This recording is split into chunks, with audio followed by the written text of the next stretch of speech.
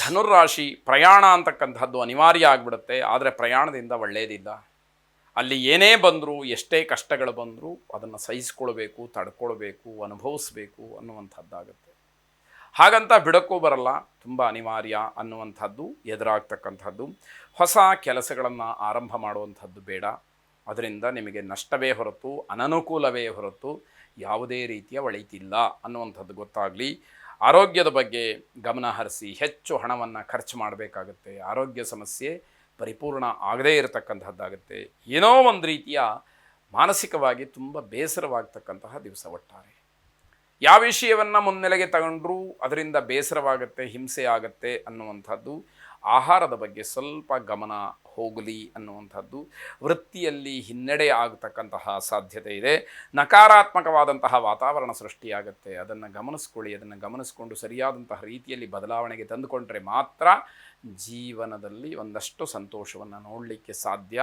ಅದಿಲ್ಲ ಅಂತ ಆದರೆ ಮತ್ತು ಆ ಸಂತೋಷಕ್ಕೂ ಕೂಡ ಭಂಗ ಬರ್ತಕ್ಕಂಥದ್ದಾಗುತ್ತೆ. ವನದುರ್ಗಾ ಪ್ರಾರ್ಥನೆಯನ್ನು ಮಾಡಿ. ಶುಭವಾದ. ಮಕರ ರಾಶಿ, ತಾಯಿಯವರ ಆರೋಗ್ಯದಲ್ಲಿ ಎಚ್ಚರಿಕೆ ಇರಲಿ. ತಾಯಿಯವರ ಆರೋಗ್ಯಕ್ಕೆ ತೊಂದರೆ ಇದೆ ಅನ್ನುವಂಥದ್ದು ಸೂಕ್ಷ್ಮ ಗೊತ್ತಾಗುತ್ತೆ. ನೀವು ನೀವಾಗಿರೋದಕ್ಕೆ ಸಾಧ್ಯ ಇಲ್ಲ. ನೀವಾಗಿರಬೇಕು ಅನ್ನುವಂಥದ್ದು ಅಪೇಕ್ಷೆ. ನಿಮ್ಮ ತನವನ್ನು ಮರೆತು ನೀವು ವರ್ತಿಸಿದರೆ ಯಾರು ಹೇಗೆ ತಾನೇ ಗೌರವ ಕೊಟ್ಟಾರೋ, ಬೆಲೆ ಕೊಟ್ಟಾರೋ, ಅಧಿಕಾರ ಸಿಕ್ಕೀತು, ಸ್ಥಾನಮಾನಗಳು ಮರ್ಯಾದೆಗಳು ಸಿಕ್ಕಾವು, ಇದನ್ನು ಪ್ರಶ್ನೆ ಮಾಡಿಕೊಳ್ಬೇಕು. ಹಳೆಯ ವಿವಾದಗಳಲ್ಲಿ ಜಯ ಅನ್ನುವಂಥದ್ದು ನಿಮ್ಮದಾಗುತ್ತೆ. ನಿಮ್ಮ ಕೆಲಸದಲ್ಲಿ ದೊಡ್ಡವರ ಒತ್ತಡ, ರಾಜಕಾರಣಿಗಳ ಒತ್ತಡ ಇರಬಹುದು ಅನ್ನುವಂಥದ್ದು ಸೂಚ್ಯವಾಗಿ ಗೊತ್ತಾಗುತ್ತೆ. ಆತ್ಮವಿಶ್ವಾಸವನ್ನು ದುಡ್ಡಿಂದ ಅಳತೆ ಮಾಡೋದಕ್ಕಾಗೋದಿಲ್ಲ. ಇದು ನಿಮಗೆ ಅರಿವಾಗಬೇಕು. ರಿಯಲ್ ಎಸ್ಟೇಟ್ ಉದ್ಯಮಿಗಳಿಗೆ, ವ್ಯಾಪಾರಸ್ಥರಿಗೆ, ಕಮಿಷನ್ ಏಜೆಂಟ್ಗಳಿಗೆ ಲಾಭವಾಗ್ತಕ್ಕಂತಹ ದಿವಸ. ಭೂವರಾಹ ಸ್ವಾಮಿಯನ್ನು ವಿಶೇಷವಾಗಿ ಪ್ರಾರ್ಥನೆ ಮಾಡಿ. ಶುಭವಾಗಿ.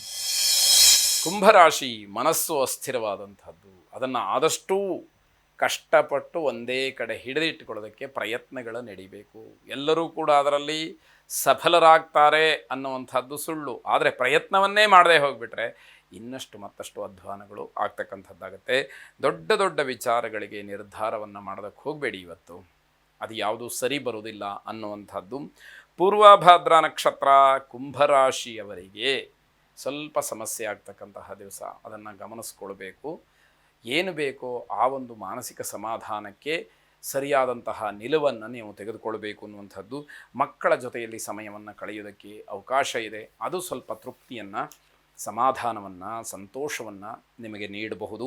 ಉದ್ಯೋಗದಲ್ಲಿ ನೆಮ್ಮದಿ ಇಲ್ಲದೆ ಇರತಕ್ಕಂತಹ ಸಮಯವಾಗುತ್ತೆ. ಹಣದ ವಿಚಾರವಾಗಿ ಒಂದಷ್ಟು ಸಮಾಧಾನ ಸಿಕ್ಕಬಹುದು ಅನ್ನುವಂಥದ್ದು.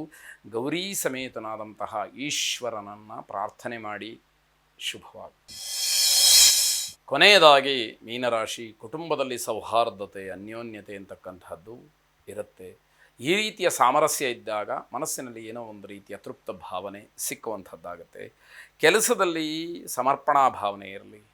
ನನ್ನ ಕರ್ತವ್ಯವನ್ನು ನಾನು ಪ್ರಾಮಾಣಿಕವಾಗಿ ಮಾಡ್ತಾ ಇದ್ದೇನೆ, ಫಲಾಫಲಗಳು ಆ ಭಗವಂತನಿಗೆ ಬಿಟ್ಟಿದ್ದು ಅನ್ನುವಂತಹ ಭಾವನೆ ಇದ್ದಾಗ ಶುಭ ಫಲವನ್ನೇ ನೋಡ್ತೀರಿ ಅನ್ನುವಂಥದ್ದು. ದಿನಚರಿಯನ್ನು ನಿಯಮಬದ್ಧವಾಗಿ ಇಟ್ಟುಕೊಳ್ಳಿ. ಈ ಕೆಲಸವನ್ನು ಇಷ್ಟೊತ್ತಿಗೆ ಹೀಗೆ ಮಾಡಬೇಕು ಅನ್ನುವಂತಹ ಸರಿಯಾದಂತಹ ತಿಳುವಳಿಕೆ ನಿಮ್ಮ ವೇಳಾಪಟ್ಟಿಯಲ್ಲಿ ಇರಲಿ ಎನ್ನುವಂಥದ್ದು. ಹಿರಿಯರ ಆರೋಗ್ಯದ ಬಗ್ಗೆ ಸ್ವಲ್ಪ ಕಾಳಜಿಯನ್ನು ವಹಿಸಿ. ಏನು ವ್ಯತ್ಯಾಸಗಳು, ತೊಂದರೆಗಳಾದರೂ ಕೂಡ ನೀವೇ ಅದರ ಕಷ್ಟವನ್ನು, ನಷ್ಟವನ್ನು ಅನುಭವಿಸಬೇಕಾಗತ್ತೆ. ಸಂಬಂಧ, ಸ್ನೇಹಗಳು ಯಾವುದೂ ಕೂಡ ಹಾಳಾಗಬಾರದು. ಆ ರೀತಿಯಲ್ಲಿ ಕಾಪಾಡಿಕೊಳ್ಬೇಕು. ಆಡುವಂತಹ ಮಾತು, ನಡ್ಕೊಳ್ಳುವಂತಹ ರೀತಿ ಇದೆಲ್ಲದಕ್ಕೆ ಪೂರಕವಾಗಿ ಇರುತ್ತೆ ಅಂತ ಅರ್ಥ. ಕೋಪದ ಜೊತೆಯಲ್ಲಿ ಯಾವ ವ್ಯವಹಾರವನ್ನು ಮಾಡಬೇಡಿ, ಅಂದರೆ ಕೋಪದಿಂದ ವ್ಯವಹರಿಸಬೇಡಿ ಅಂತ ಅರ್ಥ. ಸಿಟ್ಟು ಮಾಡಿಕೊಂಡು ಏನೋ ತೀರ್ಮಾನವನ್ನು ಮಾಡಿಬಿಟ್ರೆ ಅದು ಕಷ್ಟ.